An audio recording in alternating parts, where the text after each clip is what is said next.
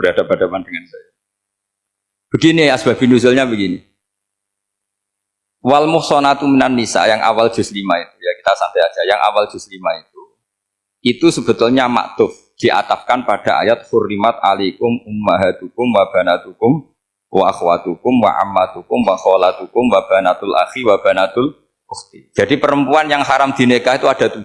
Yang faktor nasab yaitu siapa? Ibu, putri, saudara putri, bulik dari bapak, amah itu bulik dari bapak, kholah itu bulik dari ibu, keponakan dari saudara lelaki, keponakan dari saudara perempuan. Ini disebut haram karena nasab gen. Kalau orang Jawa bilang hanya 4 karena ngitungnya bulik baik dari bapak maupun ibu. Kalau orang Jawa bilang kan bulik terus keponakan dihitung 1. Padahal ada keponakan dari saudara lelaki, ada keponakan dari saudara apa? Perempuan. Wa banatul akhi wa banatul ukhti. Terus kedua, haram karena rodok. Kita tahu dalam hukum Islam, rodok adalah sama dengan nasab. Jadi ibu yang pernah menyusui kamu berarti jadi ibu kamu. Dan saudara sepenyusuan berarti menjadi saudara kamu. Ini disebut wa ummahatukumul lati arda'nakum wa akhwatukum minar rodok. Terus ketiga, haram karena musoharoh, karena besanan. Jadi pagi ini misalnya saya nikah dengan Sri, bilang qabil tu nikaha wa taswijaha bil maril madkur. Setelah nikah dengan Sri ini otomatis ibunya dia menjadi mertua. Otomatis haram saya apa? Nikah. Ini namanya haram karena musoharoh. Atau kamu punya anak Zaid. Zaid pagi ini akad dengan Sri.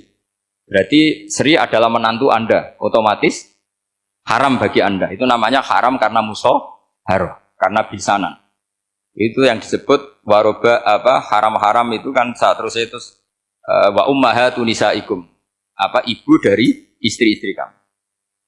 Memang ini agak jelimet, tapi memang syaratnya mufassir harus biasa jelimet. Jangan hanya nyari partai ayat-ayat untuk kepentingan partai. Wah itu ngeri. Kacau Quran dipakai kampanye. Terus itu berarti sudah 3 kan? Haram karena nasab, karena rodok, haram karena musoh. Terus yang keempat ini haram yang bukan karena sebab pada seorang perempuan, tapi karena istri orang. Disebut wal muhsanatu minan nisa. Haram menikahi perempuan yang masih milik orang lain. Nah, orang lain yang menikahi ini, istilahnya Allah adalah lelaki yang menikahi perempuan ini adalah lelaki sing muhsinina ghairu musafihin, secara nikah yang sah. Nah, nikah yang sah itu begini dalam hukum fikih Islam. Saya nikah dengan Sri, kalau hanya akad, itu saya wajib bayar mahar hanya separuh. Jadi kalau saya janji bayar 1 miliar, berarti wajib bayar berapa? 500 juta. Kalau janjinya 100 juta, hanya bayar 50 juta. Itu yang wajib bil akdi. Nanti wajib sepenuhnya nunggu bil jima. Kalau sudah hubungan intim, baru wajib 100%. Jadi kalau ada di Jawa, nikah dengan seperangkat alat sholat, itu yang atasannya tok, itu wajib karena akad. Nanti bawahnya nunggu setelah hubungan apa? Intim. Nah, ini hukum Quran, bukan hukum saya. Makanya kan wa in talaqtumuhunna min qabli an tamassuhunna, saat terus panis suma faradtum. Hanya wajib bayar setengah.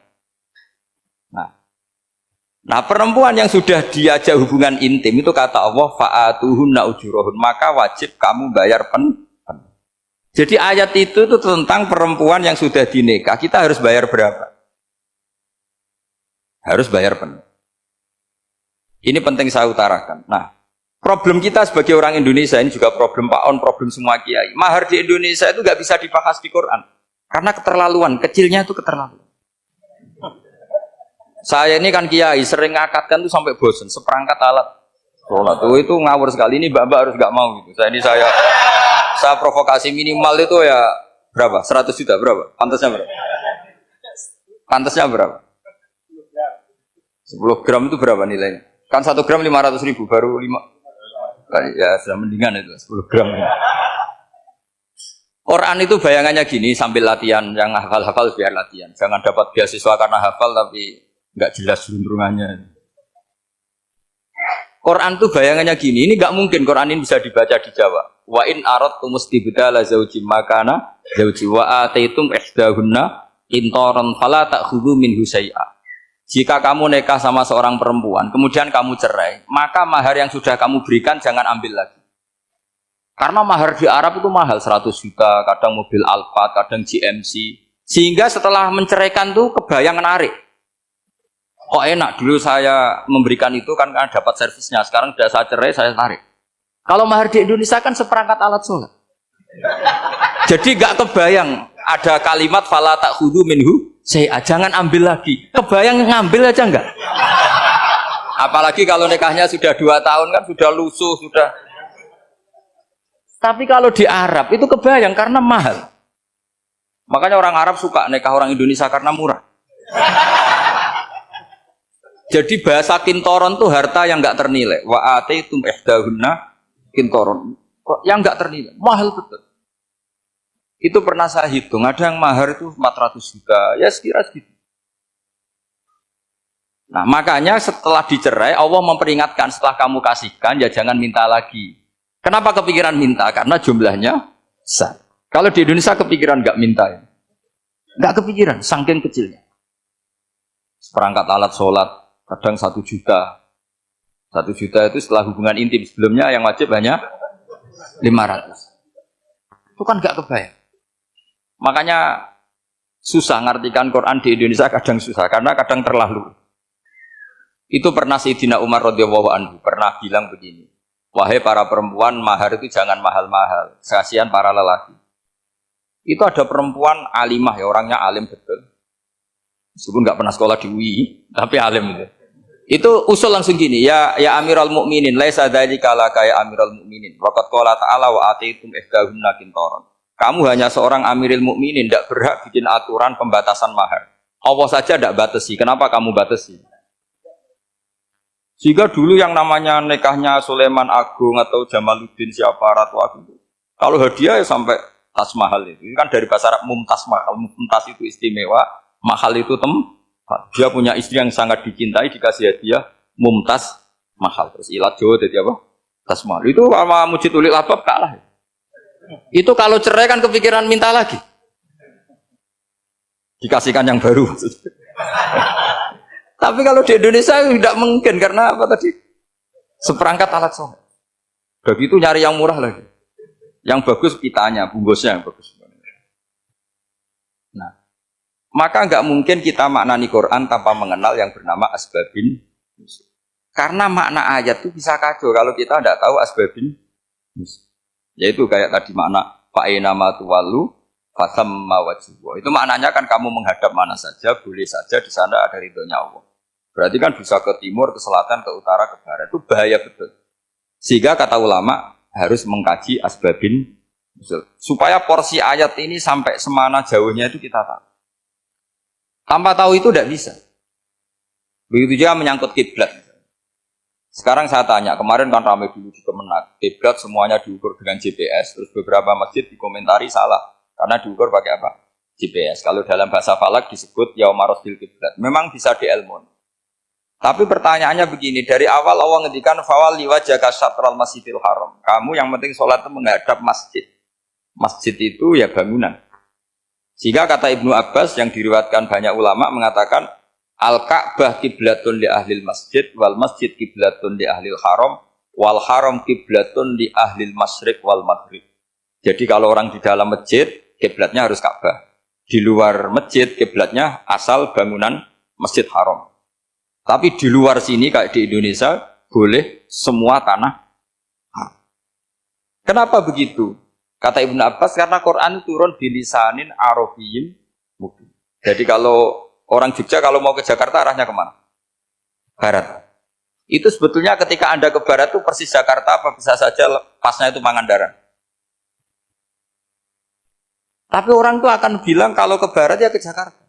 Meskipun presisi Anda tepatnya di Pangandaran. Nah kiblat seperti itu, asal orang menghadap ke barat itu orang sudah bilang ke kiblat.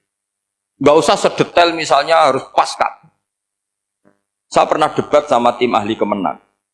Gak bisa Gus, sekarang ada GPS harus tepat Ka'bah. Terus saya bilang gini, Kalau teori Anda benar, berarti semua masjid luasnya maksimal 16 meter. Ka'bah itu luasnya hanya 16 meter. Berarti masjid Ulil Albab yang pojok sana sama pojok sana, kira-kira itu ya sudah tidak kena Ka'bah. Kalau harus tepat, Ka'bah itu kan diameternya hanya 16. 16 sampai 18 kalau nggak salah. Berarti semua masjid kalau ingin tepat Ka'bah harus pas 16. Kalau terlalu luas pilihannya harus cekung. Kan jadi aneh. Makanya saya itu sering Pak On, dulu saya ini biasa debat fikih kalau di tradisi pesantren namanya Basul Masail. Saya punya teman yang paling kurang ajar, yang paling saya kenang dalam panjang sejarah. Dulu itu kalau debat fikih itu ya seru. Kalau aturan fikih kan gini, soft paling baik itu kan soft pertama. Baru kedua, baru ketiga. Yang paling keren kan soft awal, soft. Terus teman saya bilang gini Pak, ya kalau gitu gini aja Gus, desain masjid itu memanjang utara selatan. Biar semuanya soft awal. Gara-gara didesain begini kan ada soft 2, soft 3. Apa susahnya kita bikin mulai awal supaya masjid itu memanjang utara apa? Selatan. Supaya semuanya soft awal. Ya kalau ada hukum ya diimplementasikan dalam desain bangunan katanya. Jadi. Itu kan kacau. Terus akhirnya saya jawab, lalu setelah begitu yang paling afdol siapa? Yang dekat imam. ya sudah, bikin cekung saja kalau gitu. Artinya gini ya, beragama itu yang sehat. Jadi beragama itu berdasar riwayat. Berdasar riwayat, pernah ada ulama yang ngitung, Madinah menghadap Ka'bah itu ya tidak pas. Pernah dihitung pakai GPS. Kiblat Madinah ke Ka'bah itu ya tidak pas. Tidak seperti yang pernah dianjurkan Kemenak. Karena apa? Agama ini ngikuti bilisanin arabiyyin mungkin. Seperti jenengan gini. Semua ini istilahnya apa? Menghadap Gus Bah. Padahal ada yang agak sana, agak sana. Semuanya ngaji sama siapa Gus Bah? Ya sudah. Istilahnya bertatap muka. Memangnya kita benturan. Ini bahasa. Jadi seperti ini semua namanya apa? Berhadap. Padahal ada yang agak samping, agak samping. Ka'bah juga gitu. Sebenarnya tidak se-ekstrim yang dibayangkan orang-orang. Cuma kalau bisa tepat, ya kita harus tepat. Tapi tetap saja tidak perlu 16 apa? Meter. Nah,